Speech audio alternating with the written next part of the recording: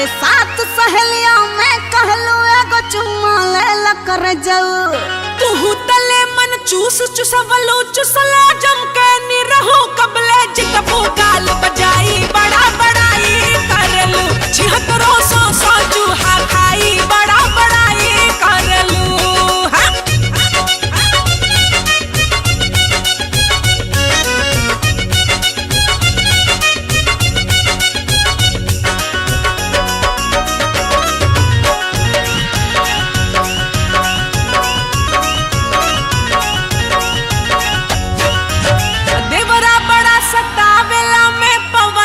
पेच लड़वलू अरे जग जाहिरवा तो देवरा बड़ा सतावेला में पवन से पेच लड़वलू।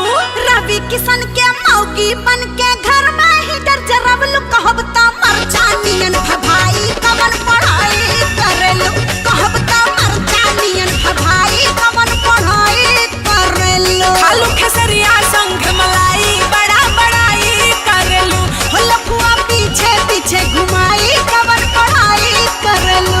कहता चिंटुओं के भी बुलाई बड़ा बड़ाई करेलू काले बुरकरों के फसाई कवन पढ़ाई करेलू। झगड़ाओं करे से फरियाई बड़ा बड़ाई करेलू। काहो पेट भरल कि ना भेटाई कवनो मरद भेटाई कवनो भेटाई कवनो मरद भेटाई कवनो त जइबू तू जनी ठंडाई मरद भेटाई कवनो देह के गर्मी कुल झर जाई मरद भेटाई